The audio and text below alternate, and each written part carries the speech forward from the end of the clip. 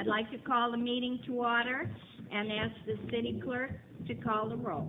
Mayor Sorrell. Present. Assistant Mayor Hanson. Here. Councilor Grasso. Here. Councilor Farini. Here. Councilor Marchand. Here. Councilor Penelakis. Here. Councilor Hines. Here. Councilor Reynolds. Here. Councilor Whitehouse. Here. I'd like to ask everyone to rise for a moment of silent prayer, and then Councilor Ned Reynolds will lead us in the Pledge of Allegiance, finished by God Bless America.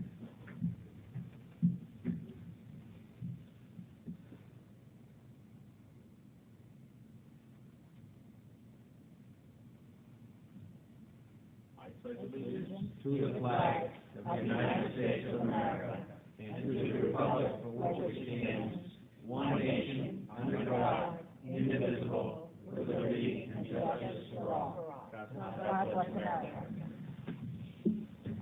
Now we have a special treat tonight.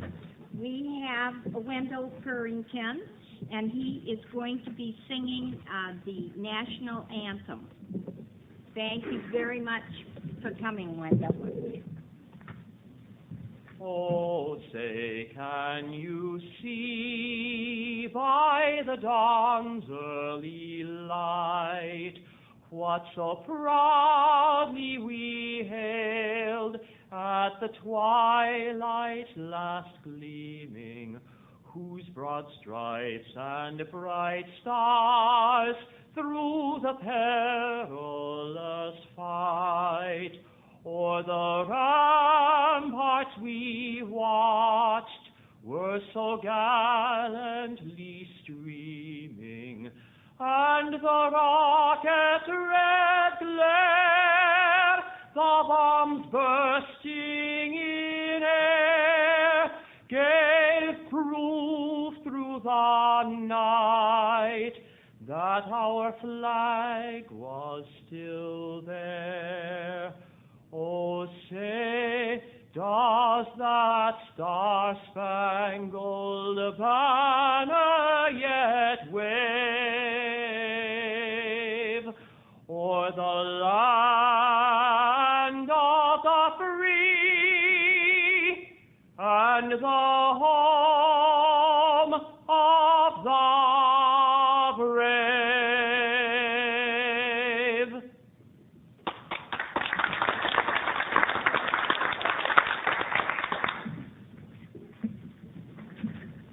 Wendell, you're going to stay to accept the proclamation?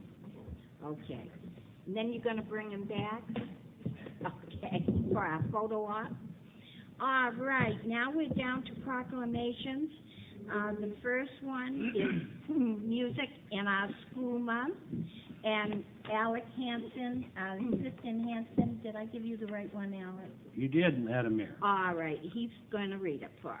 City Council, Chamber, City Hall, Portsmouth, New Hampshire, a proclamation. Whereas March is known nationwide as Music in Our Schools Month, and whereas the study of music contributes to young people's development through heightened skills in listening, reading, self-expression, and creativity, and whereas music and the other arts significantly enhance the morale and quality of the school environment, whereas music education in the Portsmouth schools, public schools include the broad range of music and active musical experiences for all students, and whereas the city of Portsmouth is enormously proud of the many achievements at the local, state, regional, and national levels of elementary, middle, and high school students and staff.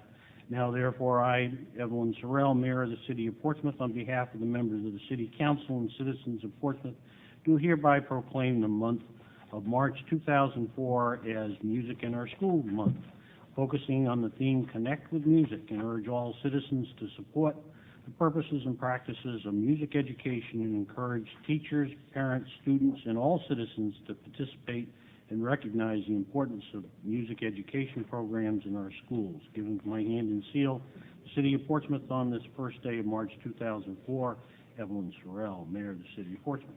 Thank you, Assistant Mayor. Now, Councilor Grasso will read Youth Art Month. Thank you, Your Honor. A proclamation.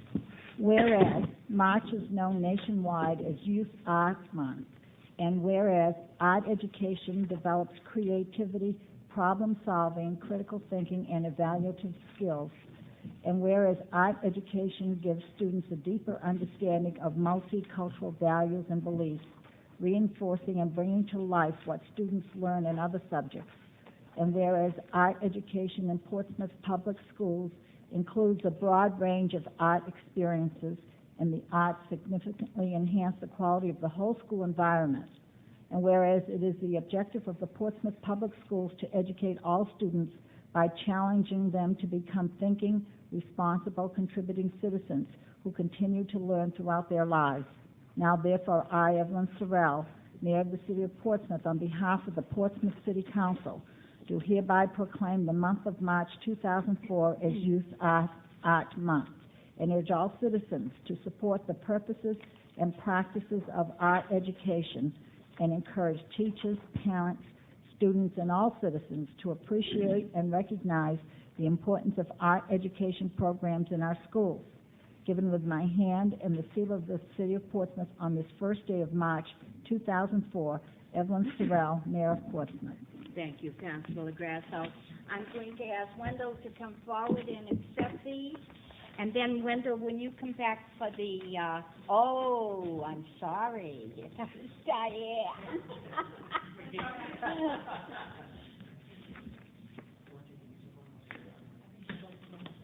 They're both together. Thank you very much. All right, and then you bring them back for your photo op? Okay, and thank you, Wendell. Thank you, Diane. We'll all be on board to read tomorrow. Thank you very much, Dad. You're welcome. Now the next proclamation will be read by Councilor Perini, and it's the Great Bay Services 50th anniversary. It's a pleasure to be able to read this, as I once had the distinct pleasure of serving on the board of that organization. Council Chambers, City Hall, Portsmouth, New Hampshire, a proclamation. Whereas Great Bay Services is celebrating the 50th anniversary of its beginnings as the Great Bay School and Training Center, founded by a group of concerned parents, and whereas over the years, Great Bay has provided various types of assistance, enabling those with developmental disabilities to live and work in their communities as valued citizens, and whereas Great Bay provides adult day services and also operates 5 group homes in Portsmouth, Newington, and York, Maine, and whereas, in addition, Great Bay offers career development and job coaches to enable those with developmental disabilities to find employment in the Seacoast area, and whereas Great Bay also employs clients in its own production department, offering packaging and mailing services, as well as wood product manufacturing to area businesses. Now, therefore, I, Evelyn Sorrell, Mayor of the City of Portsmouth, on behalf of the Portsmouth City Council and the citizens of Portsmouth, do hereby congratulate Great Bay Services on its 50th anniversary and wish the organization many more years of success in providing valuable support to our Seacoast area citizens with developmental disabilities and their families. Given with my hand and the seal of the City of Portsmouth on this first day of March 2004, Evelyn Sorrell, Mayor of Portsmouth. Thank you, Tom. I'm going to ask Tom Shaheen and Joe Belmont to come forward and accept the proclamation.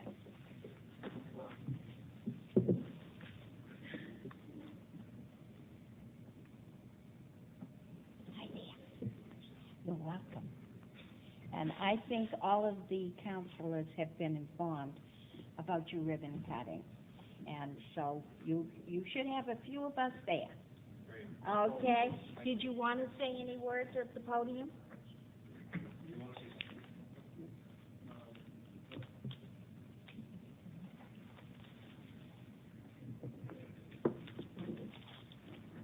Your Honor, I couldn't resist the chance to say something. Unfortunately, I only recognize 3 people on the council. I lived here for 60 years and made the mistake of moving out 18 years ago. But it's wonderful to be back. For those of you that weren't here the last 60 years, I just want to take this opportunity to help to make you understand what you, the City of Portsmouth, have done for our developmentally disabled sons and daughters. I'm not sure if anyone is aware that the first class for, at that time, for the mentally retarded was founded by Great Bay Association, and it was at the Plains Old Brick School, which was in the hands then of the Marine Corps League. They provided us rent-free space to educate our developmentally disabled children. From there, our next stop was at Sheep Square House, next to Strawberry Bank down at Prescott Park. Again, rent-free, everything furnished. At that time, our numbers were growing of people needing services. They were coming out of the woodwork, so we knew we had something to do. That's when the people of Portsmouth, more than any other community I can name or think of, came to the aid of all of our sons and daughters, to the point that within 6 years we were educating 308 developmentally disabled people at Great Bay School and Training Center. There isn't an organization in the city of Portsmouth, be it a charitable organization, be it a high school, be it the elementary schools, that at some time in those 6 years that we had to raise funds to buy Great Bay School and Training Center at Simplex, every one of those organizations raised money. If you don't believe it, come out and look at our history room, which we just finished, and there's a picture of every organization, every school, every class passing over a check or an envelope of money. We just finished putting that room together, and it brought a lot of tears to the eyes of those of us that were there 46 years ago when we started that school. We were fortunate years after to have Tom Farini on the board of trustees. We had a lot of great people. But I just want to impress on you, it never would have happened without the city of Portsmouth, the wonderful people of Portsmouth, what you have done. And we haven't finished yet. We're just starting the next 50 years. But thanks a million for everything you have done, and your families have done, your children have done. You've made a life for our children. Thank you so much for being there, too, for the kiddos. Now we're down to, let's see. We're still with presentations. Now we're into presentations. Patricia Wall is going to come up to the mic, and she is going to give us a book tonight that she just wrote on children's slavery. Thank you, Mayor Sorrell.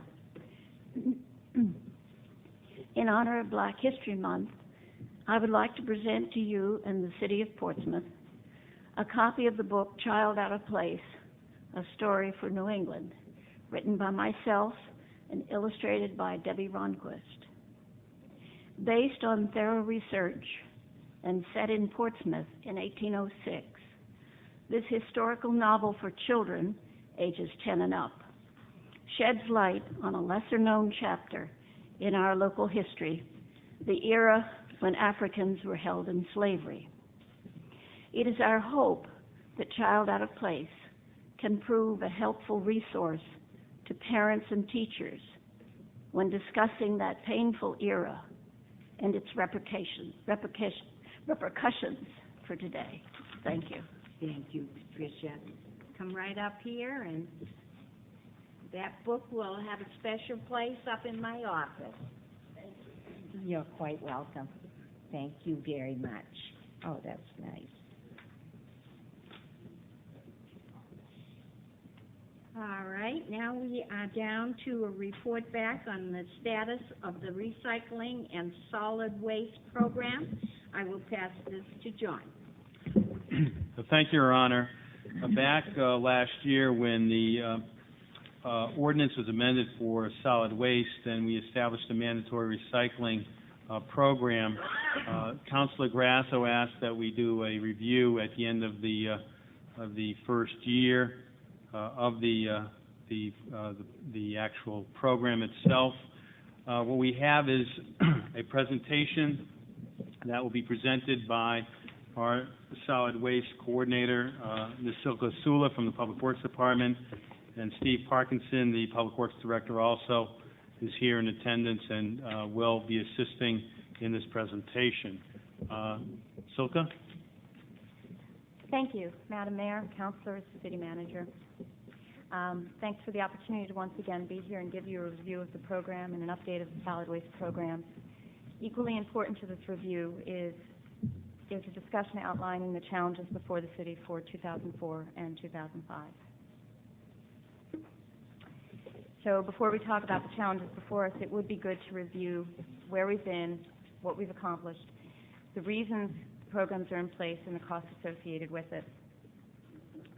In March of 2002, we began to scrutinize the programs. I had a work session with the councilors, and we started to scrutinize the programs and what we were doing. Subsequent to that, in July 2002, we established the Recycling Center. In October of 2002, we established the On-Demand Bulky Waste Collection Program. January 2003, we established the Solid Waste Ordinance.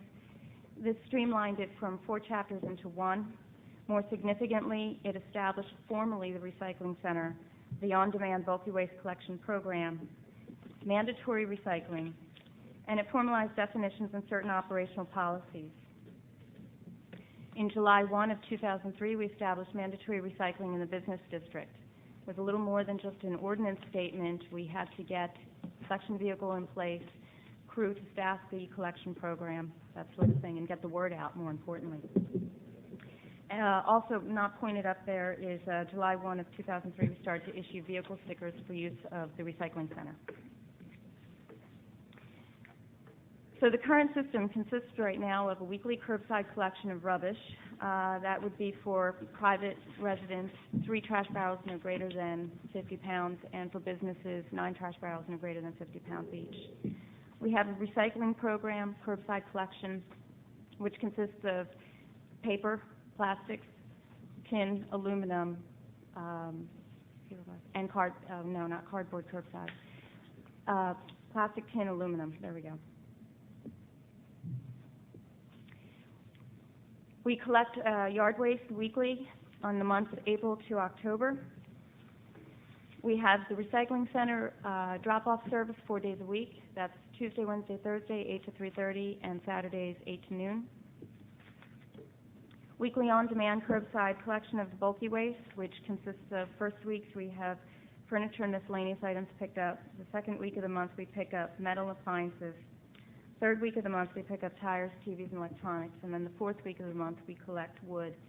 The program's fairly simple. Resident calls in, we ask them what they have, we give them the scheduled pickup date. If they put it out, we pick it up.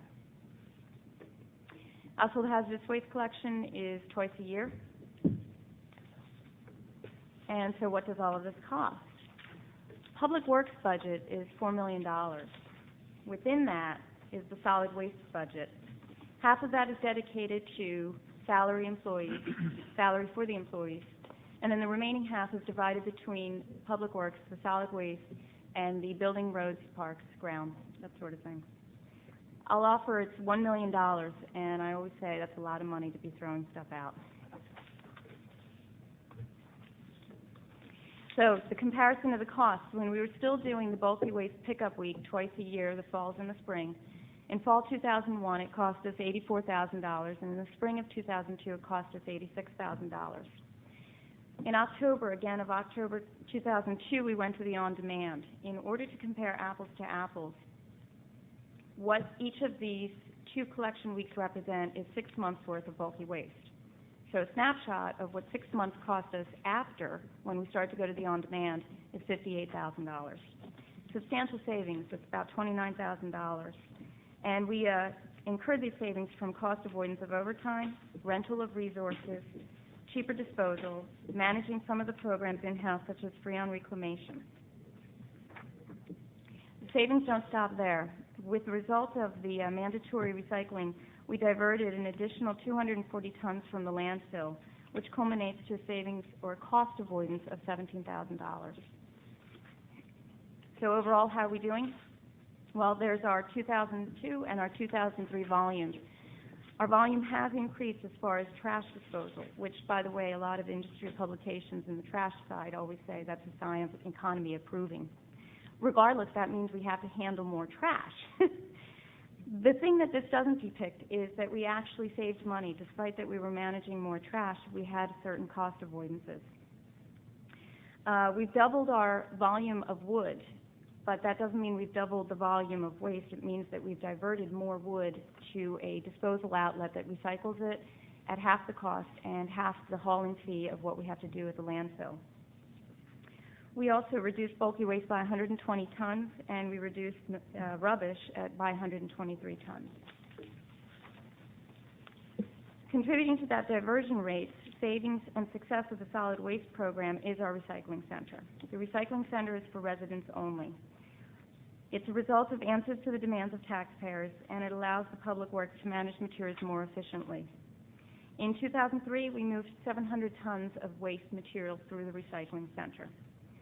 Taxpayers like it. Also in 2003, we issued 2,300 stickers. Thus far in 2004, we renew them every year. Thus far in 2004, we've issued already 500. We have an average of 95 people going through the recycling center a day. Saturdays are far more popular. In just 4 hours period, we moved more than 95 people through there. We have issued vehicle stickers, which make it easier for the residents. They don't have to stop and pull out their wallet to prove they're a resident anymore, and it helps us to avoid the lines and, back up, gets them through quicker. Also associated with the changes that we've done in the bulky/universal waste is the fees that we incurred for those items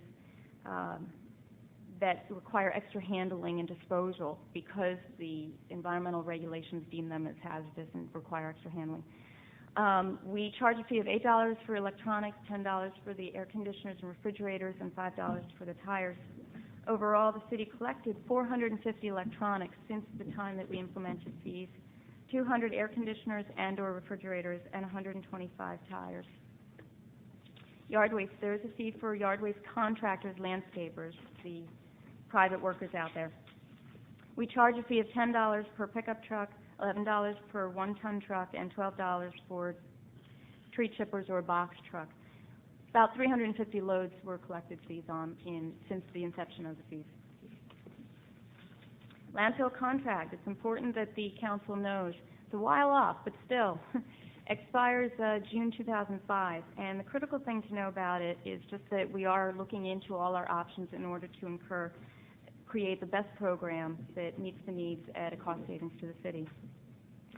For your information, we currently are paying $70 a ton for municipal solid waste at the landfill and $77 a ton for the bulky waste. In July of this year, we'll be incurring a CPI increase, which will make it $73 a ton for the municipal solid waste and $80 a ton for the bulky waste. In just 2003 calendar year, not budget year, the city paid $400,000 to the landfill. Our long-term objectives. In June of 2003, we outlined these objectives to identify cheaper means of disposing municipal solid waste and bulky waste, to enhance the recycling center and implement an even more cost-effective means of recycling. I'd say we're doing a pretty good job of being on target with that. We have identified cheaper means of disposing bulky waste, as I previously pointed out. We have decreased operational and disposal costs, and we have enhanced the recycling center, such as increasing the business hours, dedicating staff, issuing vehicle stickers. With regard to more cost-effective means of recycling, we've implemented mandatory recycling, and currently we're reviewing more cost-effective means, such as the recycling contract is, once again, due to expire of 2004 this year. We've put out a request for proposal, a rather unique one, where we hope that the city can be in a better position to manage the increased costs and the increase in collection. So, a quick summary. Because of the changes in disposal, collection and hauling costs, environmental laws, and Portsmouth demographics, we've moved from a you put it out, we'll pick it up philosophy to a more mature solid waste program that balances the needs of the taxpayer with operational costs and environmental regs. Oops, I apologize. Let's see if I can get us back on that screen.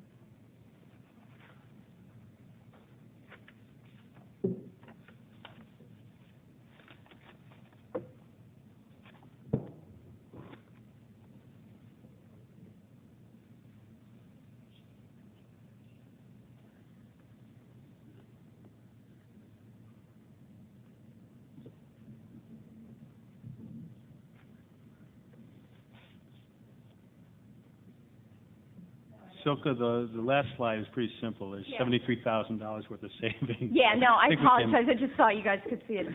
So nonetheless, so we have gone to a more mature solid waste program that balances the needs of the taxpayer with operational costs, environmental regulations, all the while endeavoring to become more cost-effective and efficient. The forecast is good.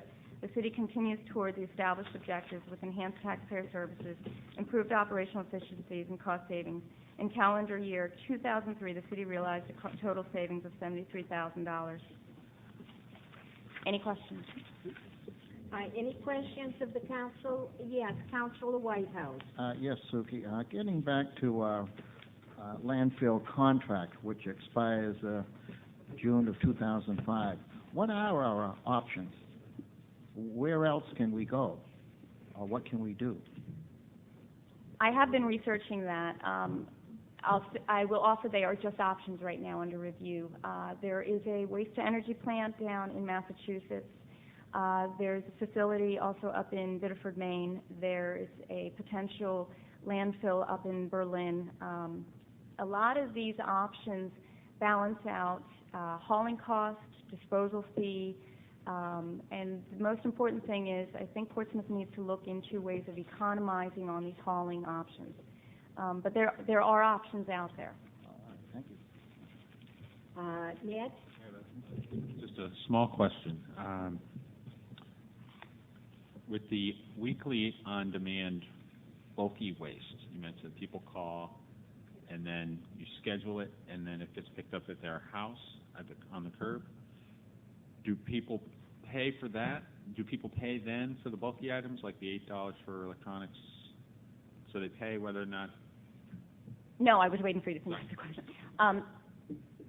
Yes and no. No, there is no fee for the curbside collection of bulky items, except for the items that I highlighted, which were the electronics, refrigerators, air conditioners, tires. That's because they really don't fall, according to the DES, they don't fall in the scope of normal municipal solid waste. There's extra handling. They can't go in the landfill. Right. So No, I realize that. I was just wondering if... Right. So does someone go to their door then when they get picked up and they pay, or...? No, they pay in advance. Okay. They come in, they get a sticker, and in conjunction with getting the sticker, they can either schedule it then, or they can actually just bring it to the recycling center themselves then, too. Thanks. Any other questions, Soka? Yes, Council, Assistant Mayor. Sokar, you and I had chatted on the phone earlier. We have an apartment building up on Broad Street with 13 units, and the apartment owner has elected to do away with the dumpster and have 13 unit owners put all their trash out. You indicated that it's capped at 9. Could you research and tell us what other municipalities are doing, whether it's 4 or 6 unit apartments, or you have to provide that on-site dumpster service or whatever, and let us know so that if any changes to the ordinance, we could do that this summer. Yes, I do have that information for you. Thank you. Any other questions? I have a question. First of all, I want to thank you very much. I had a mattress called up last week. They said we'd be out today, and they were there. Soker, I've been asked this many times, and I wondered myself, with our recyclable bins, I have 2 of them, do we have to separate, or can we put the paper and all of that together, or should it be separated? The great thing about the program, once you get it, I realize that that's the difficulty with any recycling program, is it depends what community you live in and what they recycle. Once you figure out ours, it is fairly simple. You'll have 3 types of containers curbside. You'll have your trash barrels, you'll have 1 container for your glass, plastic, tin, aluminum, and then you can have another container or just put into paper bag all of your paper material. One thing I tell people when they need to remember what is paper and what can be recycled, the general motto, if you can rip it, we can recycle it. It's office paper, newspaper, junk mail, chipboard like your cereal boxes or pasta boxes, manila folders, you name it, you can recycle it. The only exception to that would be paper towels, only because what do you use paper towels usually to wipe up trash, and it's already contaminated too much.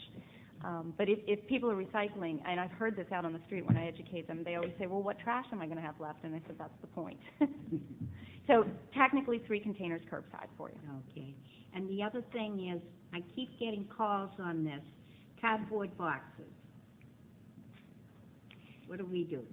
They are not part of the curbside collection program. One thing about cardboard, just to give you a little trivia on curbside collection, cardboard has a memory, so you would need to have a packer to collect it efficiently, otherwise it's going to hog up a lot of space.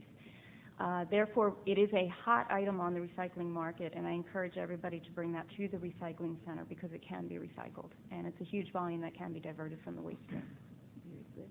Any other questions? Yes, Councilor Reynolds. I have, this is not a question, but a comment. As many of you know, and people out there might know, that my professional work is with a nonprofit organization that's all about promoting ways of reducing greenhouse gas emissions.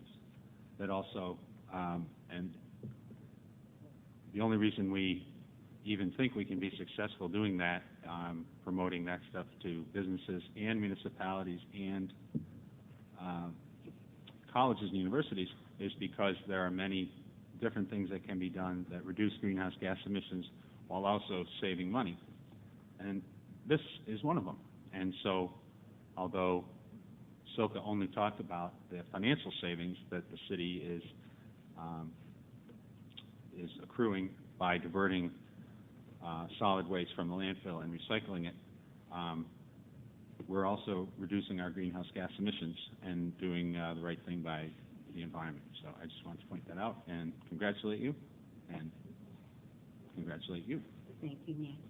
All right, I want to thank you very much, Soka, and you're all doing a good job out there. Now we're down to the acceptance of the minutes of February 9th, 2004. So moved. Second. All in favor? Aye. Aye. All opposed?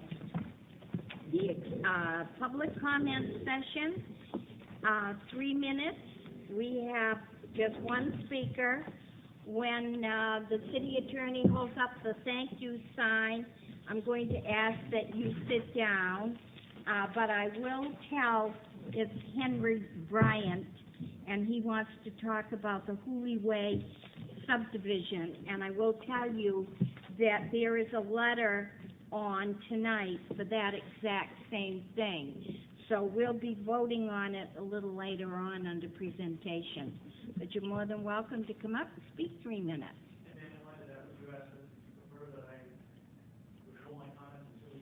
No, not necessary. You come right up.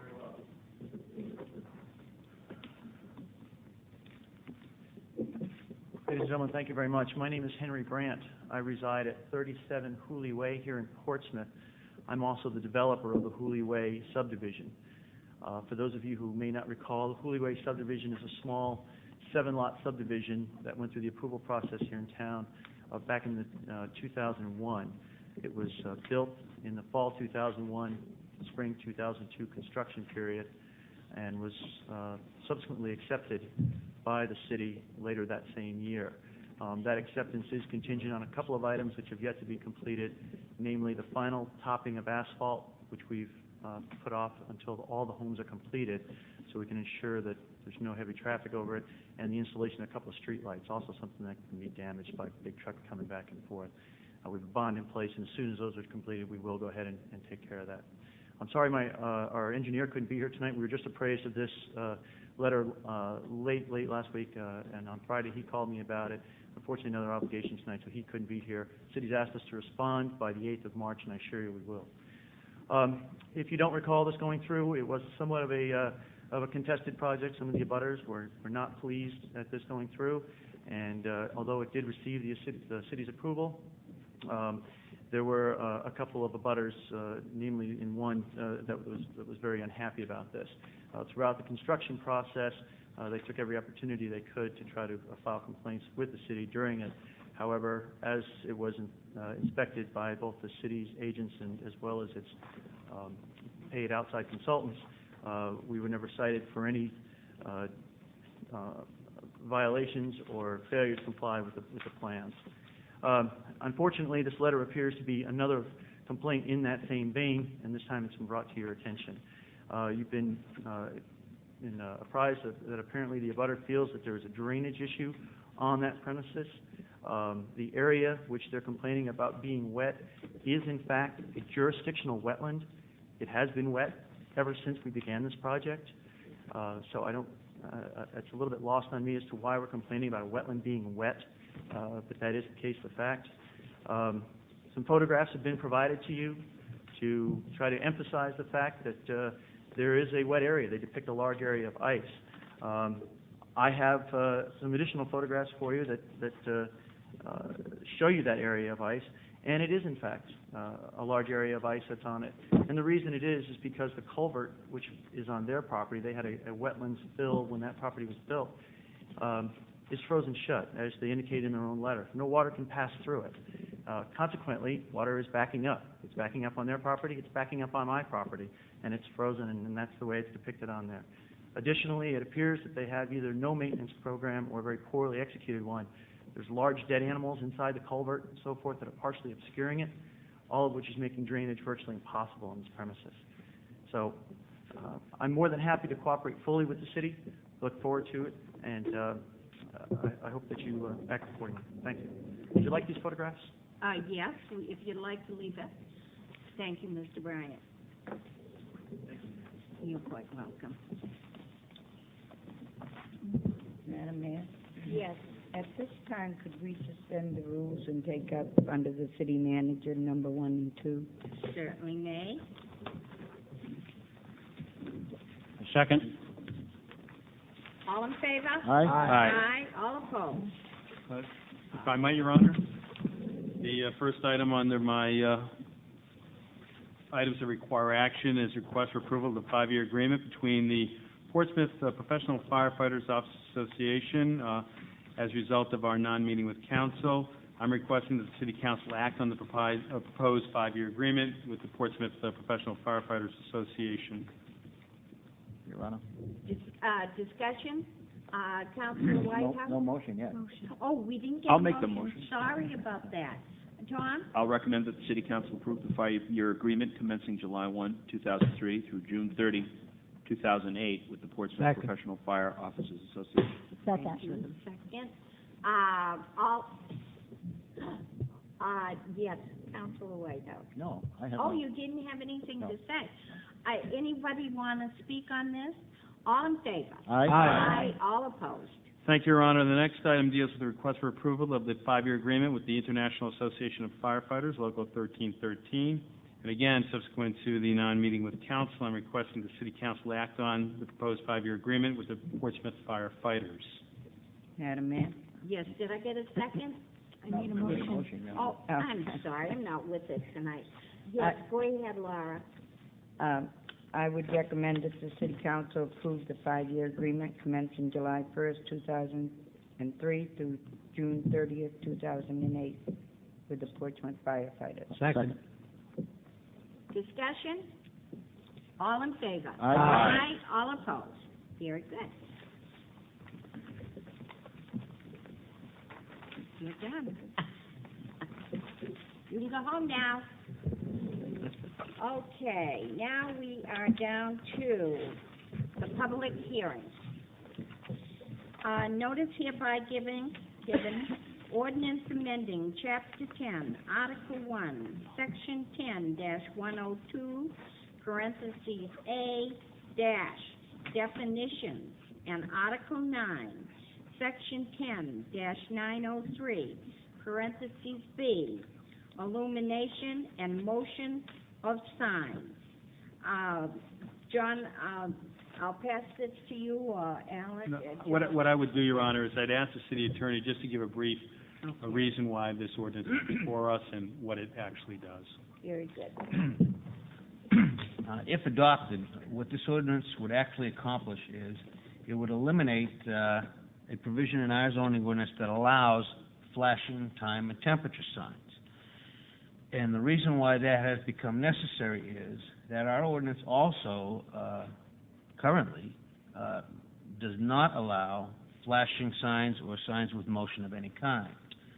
In two lawsuits that we had last year, owners of properties who wanted to have flashing signs saying such things as 1999 Ford Taurus raised the issue that to allow a flashing sign saying 11:30 a.m., but not allow the Ford Taurus sign was a distinction in regulations by the government of a sign based upon its content. And in sort of the way the First Amendment works with government regulations, like the main thing that the city can't do is regulate a sign based upon its content, because the Constitution does not want you making decisions as to what messages go to the people. Because of that problem, we feel that the solution is to eliminate the time and temperature flashing signs, so that afterwards no one will be able to say, we allow time and temperature, but don't allow a flashing sign for a candidate for office or the sale of a car or anything else. The ordinance that you have in front of you, as you can see looking at it, does not add anything at all to the ordinance book. It simply takes out the things that are underlined, and that's to accomplish the elimination of time and temperature signs.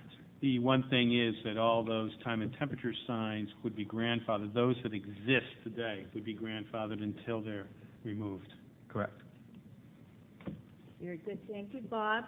I'll open up the public hearing and ask for first-time speakers, for, against, or simply to. Do I have any speakers? Please come forward to the podium, give your name and your address. Second time around, do I have any speakers? Third and final time, before I close the public hearing, do I have any speakers? Close. Considerations of resolution and ordinances. Second reading of ordinance amending Chapter 10, Article 1, Section 10-102, parentheses A, definition, and Article 9, Section 10-903, parentheses B, illumination and motion of signs. Your What Honor. you wish, Councilors? Your Honor. Yes, Councilor Whitehouse. Your Honor, I move to pass second reading of amended ordinance as submitted and schedule a third and final reading at the March 15th City Council meeting. Second. Very good. Discussion? All ready for the vote? All in favor? Aye. Aye. All opposed?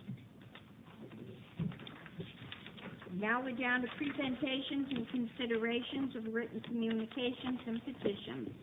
The first one is the renewal request for sidewalk obstruction licenses for the following businesses with no changes from last year. So I would ask whichever councilor does this to basket them all together. Madam Mayor? Yes. I move that we basket the following renewals with no changes from last year. Gino's Coffee Shop, 1 A-frame sign. How do you pronounce that? Trece LLC, 1 A-frame sign. Series Bakery, 4 benches. Portsmouth Athenaeum, 1 A-frame sign. River Run Bookstore, 1 table, 1 A-frame. A. Hines Treasures, 1 A-frame. Muddy River Smokehouse, 1 A-frame. Rose's Restaurants, 2 A-frames. Portsmouth Gaslight, 2 A-frames. Bagel Works, 4 tables, 12 chairs, and 1 A-frame sign. Izzy Frozen Yogurts, 1 bench. Second that motion. Discussion? All in favor? Aye. Aye. All opposed? A letter from Christine Blue. Oh, hey, I'm right with it.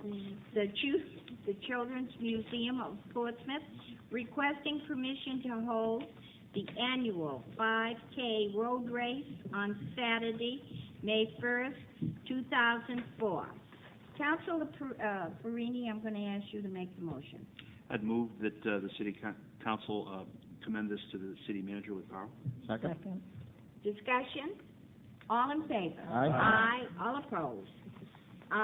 This is a memorandum from Betty Sanford, Taxi Commission Chairperson, regarding proposed fare increases.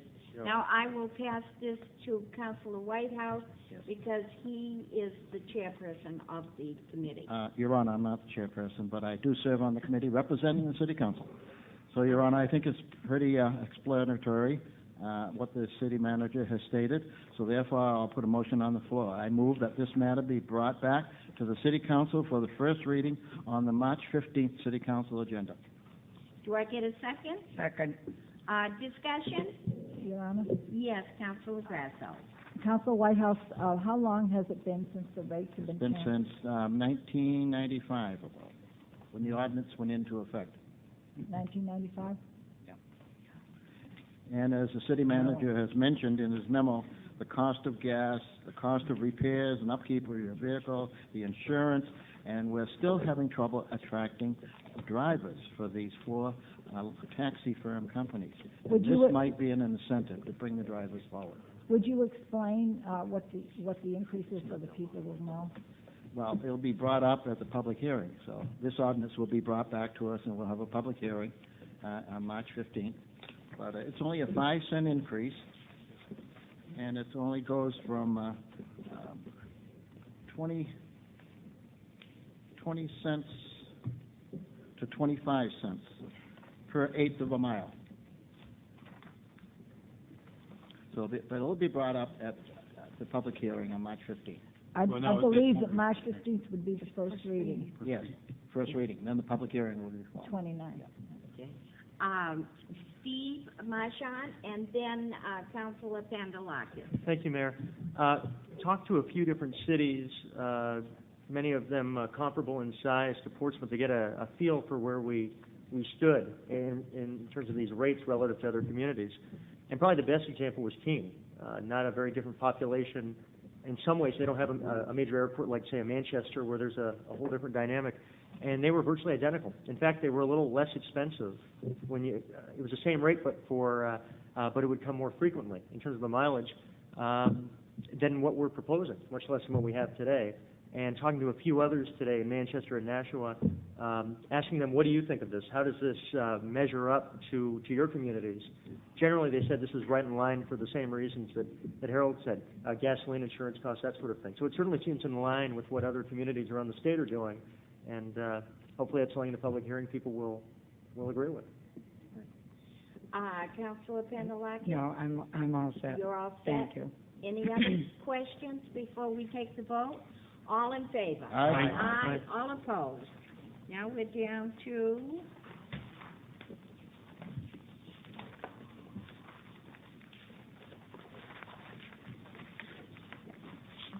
a letter from Linda Harvey, Echo Hill Condominium Association, regarding drainage issues from Hooley Way subdivision.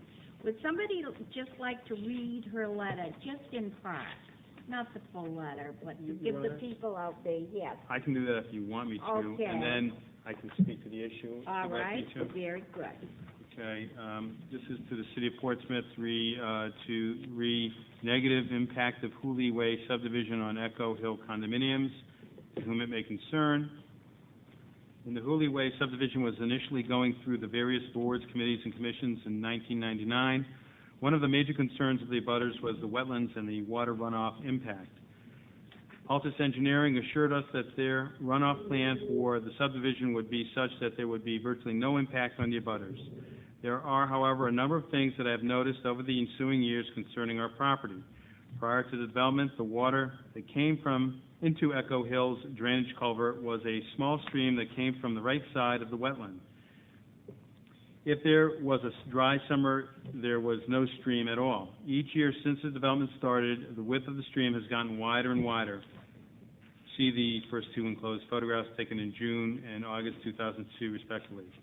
2002, I noticed that a new portion of our lawn was quite often soggy, even though that it was a pretty dry summer. In the summer of 2003, I noticed that water was now also coming into our property from the direction of Lot 2 of Hooley Way subdivision, creating a larger area of wet, soggy lawn, sogginess in the bushes and trees on our property. I took a walk to the woods and wetlands area and discovered that the water was covering a width of 30 feet from the entire length of the wetland area. since it is very difficult to take pictures of water so that the wet areas can be discerned, enclosed is a series of photographs taken in several shootings in late January 2004, wherein there is a distinction between the snow and the ice. The photos start at our culvert, et cetera, and it goes on to talk. And she basically indicates that she would be looking forward to a response. Now, Your Honor, once I received a copy of this letter that was given to me, I did ask staff to start reviewing this matter, and as Mr. Bryant has indicated, the staff has been in contact with him. It would be my recommendation to the City Council that you refer this to me, and I will report back to you as to the outcome of what we find. There's a couple options we have, but at this point, we received this letter, we started investigating this issue, and tonight I think the best course of action is just to refer to me, and I will report back to the City Council. So moved. Did I get a second? Second. Discussion, Councilor Grasso. Just a quick question.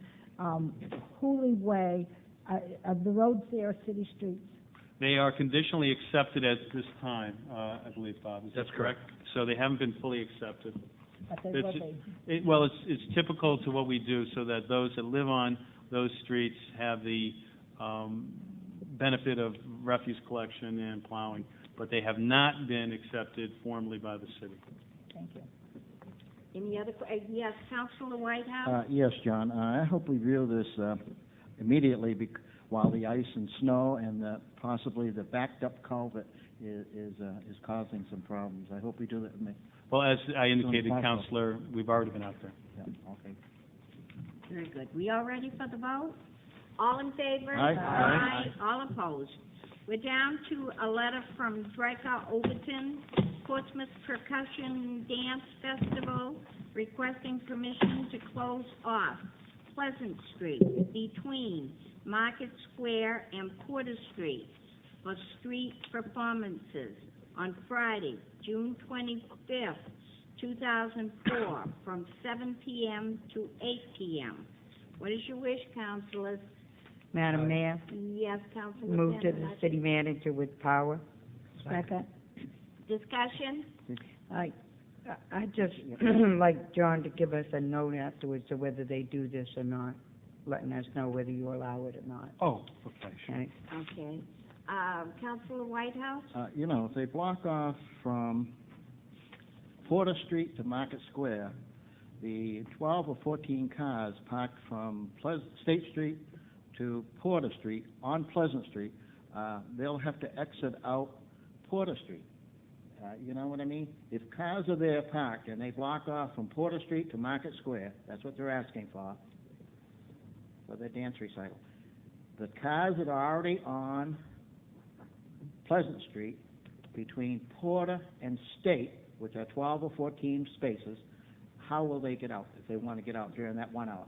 Right. What we will do is John Burke and I have discussed this matter, and we're looking at reversing Porter Street for these events, and that's something we have to look at and how we do that safely. Yeah. All right. So, I mean, that would make sense because if we can reverse Porter Street, people can then take a left and Just be for out of 1 it. hour. Right. Yeah, sure. So that's something we're evaluating. All right. There's about, I counted, there was about 16 or 17 meters, so there'd be probably 16 or 17 cars. Maybe half of them might want to get out during that 1 hour. I agree. Any other discussion? All ready for the vote? All in favor? Aye. Aye. All opposed. The final letter is from Paul Sorley, Portsmouth Gas Light Company, requesting the partial use of the High Hanover parking lot adjacent to his business, the Gas Light Company deck. Can I have a motion on this, please? Move to the city manager for the licensing agreement. Did I get a second? Second? Discussion?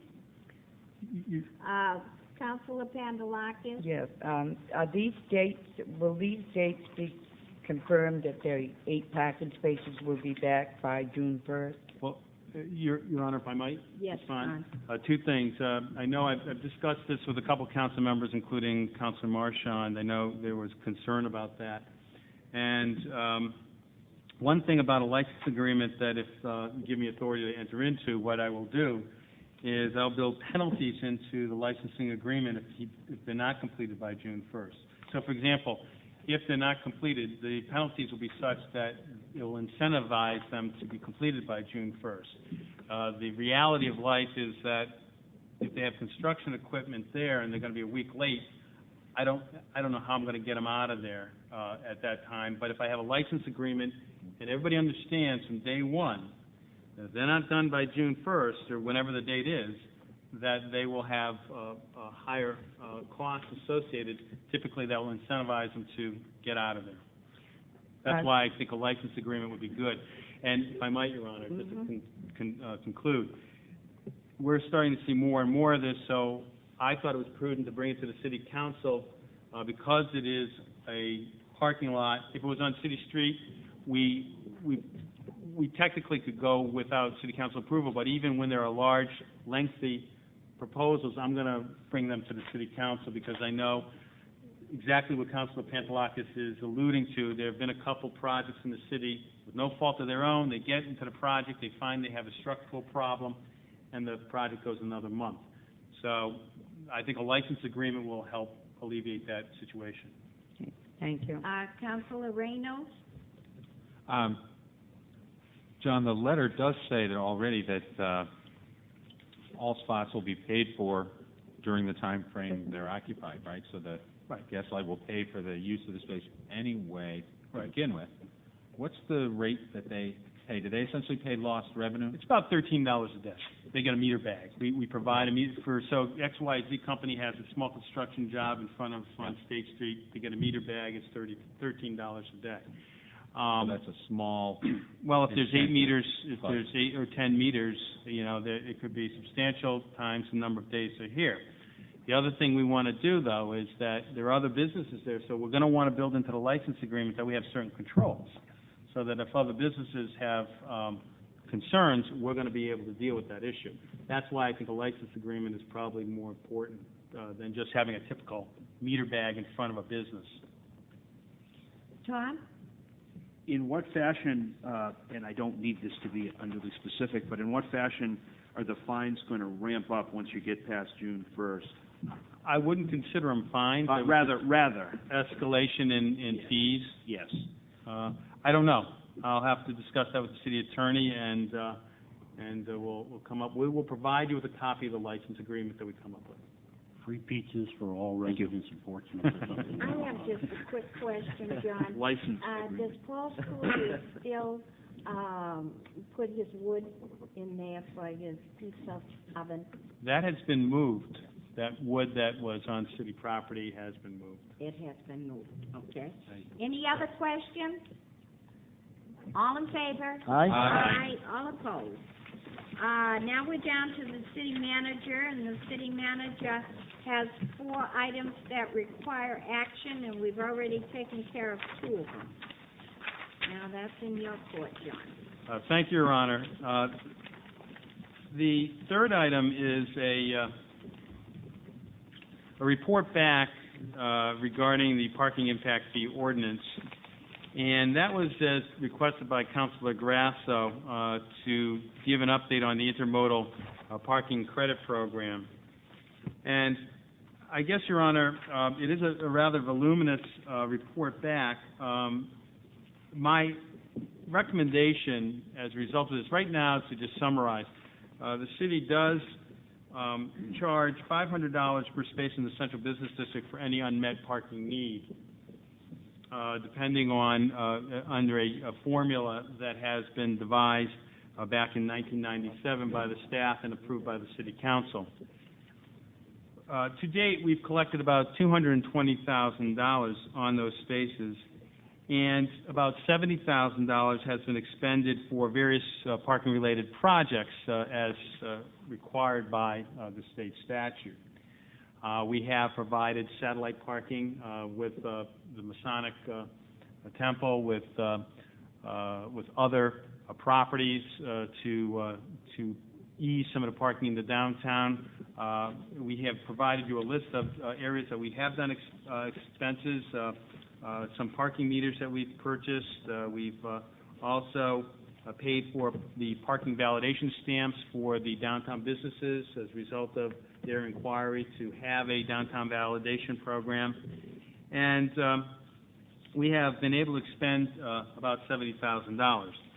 It has been approximately 7 years since we've had this impact fee in place, and we believe at this time it should be looked at to be adjusted.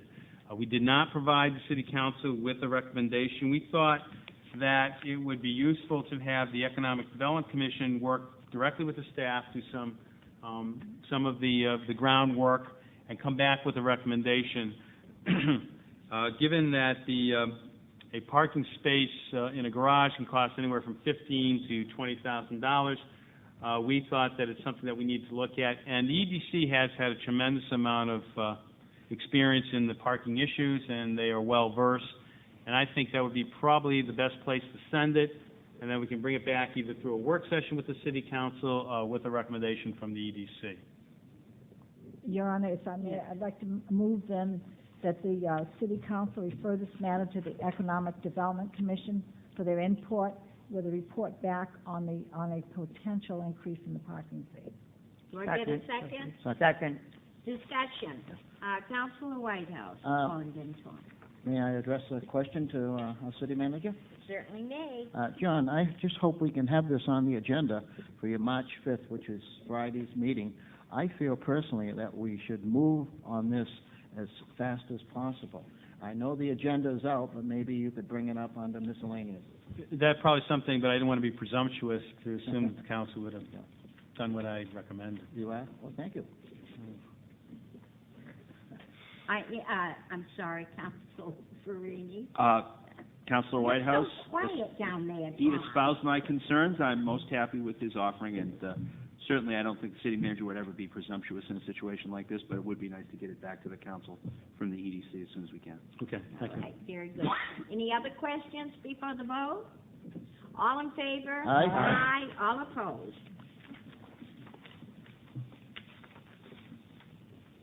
So, Your Honor, the next item that I have on is a poll license request, and attaches a request for a poll license agreement from the Public Service of New Hampshire. It's a petition and poll license for poll 63-402 for two polls, 22-1Y and 22-2, located on Porter Street. This petition has been reviewed and approved by the Public Works Department and poses no impact to the city's existing infrastructures.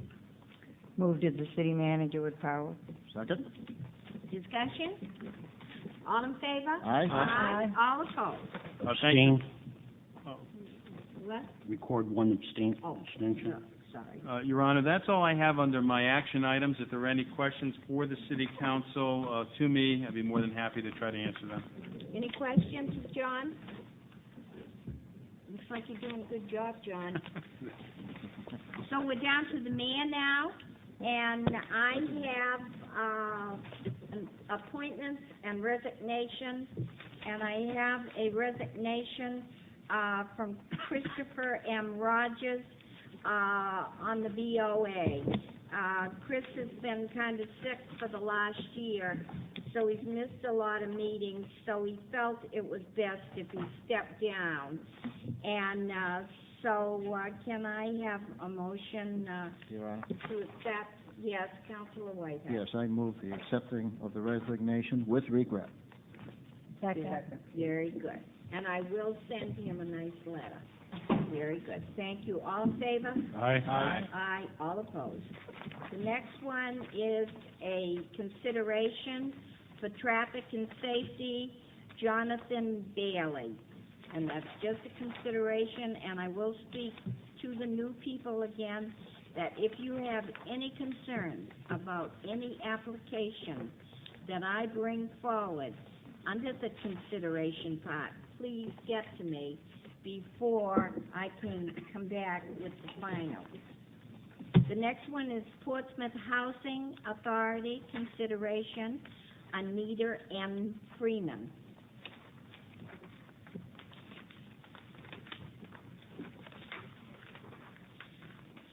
Consideration, Board of Adjustment, Duncan J. McCullen.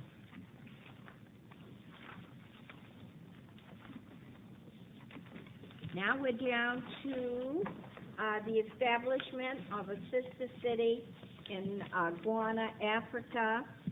And I would like to state here and now that, of course, Mayor Foley, former Mayor Foley, is the ambassador to the sister cities. And we have talked numerous times regarding sister cities. We feel it's time to cap them because we're up to 10 now. But this particular one is very important and dear to a lot of people. And I did receive a call from Dawn Weaverville from the Pease Air Force Base, and she's very involved with trade and all of that. And she said that the revenue that is being brought in from these sister cities is very great. And I told her that I would relay the message to each one of you. But I truly feel that we should go ahead with this because it is a great city. I move to accept it as sister city. Second. Discussion? All in favor? Aye. All opposed? Thank you very much. That takes care of the mayor. I don't have any reports or anything else. So now we're down to the assistant mayor. Thank you, Madam Mayor. Move the acceptance of the traffic and safety minutes and action sheets of January 15th, 2004. Second. All in favor? Aye. All opposed? Any discussion? Arrow, you haven't got any discussion on that? I find the minutes very acceptable. Thank you. Oh, very good. That's what I like to hear. All in favor? Aye. All opposed? That takes care of our assistant mayor. Is there any miscellaneous or unfinished business that anyone wants to speak to? I figured Joanne would go up, Carol. Your Honor, Councilor Whitehouse. this is very important.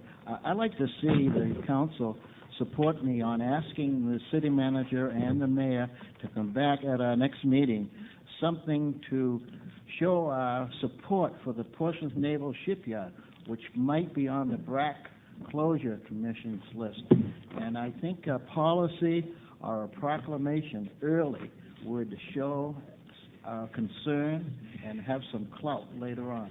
So this is very important because the Seacoast Shipyard Association are very concerned, and they're out soliciting funds, and we always have a line item in our operating budget. But I think early in the process that we should have a proclamation or a policy or something the mayor and the city manager puts together for our next meeting. Very good. I do want to tell the councilors that we do give them Yes. a check every year. That's right. I said. And there were a lot of towns and cities that have never given them anything, but we have done it for many, many years. Okay, discussion, Joanne? With a letter to our delegation in Washington, even though I'm sure they're going to support. Either one. Whatever the mayor and the city manager comes up with, present it to us and for our approval. I think we ought to do, I like your idea, and I think we ought to do more than one thing. A proclamation is fine, but, you know, if we send letters to our delegation and maybe continue to do things, because I hope, I'm very scared this time. Contacting retired Captain McDonough is a very important issue on this, and he will have some ideas how we should move on this issue. We already met with him, Councilor Whitehouse. All right. And, but we will get together, John and I, and talk about it tomorrow and see what is the best road to take on this. And I think we're all concerned, Joanne. We really are. So Madam Mayor? we'll see where it's best to go. Under miscellaneous business, it was my intention prior to Councilor Whitehouse bringing this up that having been through the BRAC Commission once before with former Mayor Foley and working with the states of Maine and New Hampshire and many of the communities, that we send an additional $10,000 and we go through the budget process to allocate that as we go through our budget. We did that last time. That was over and above. The state of Maine put in $100,000, At the same time, we challenged our sister cities and surrounding communities. We get a breakdown of what the economic payroll is for each of the communities. Many of them are very, very significant, and just so you know, it is my intention to ask that item be included in the budget. And little money being sent in, Right. which is a disgrace. Maine gave $100,000. Then I'd like to include the state in that challenge. Good luck. There is a bill, Tom, for $50,000. Move to adjourn. Second? Very good. All in favor, Aye. second? Aye.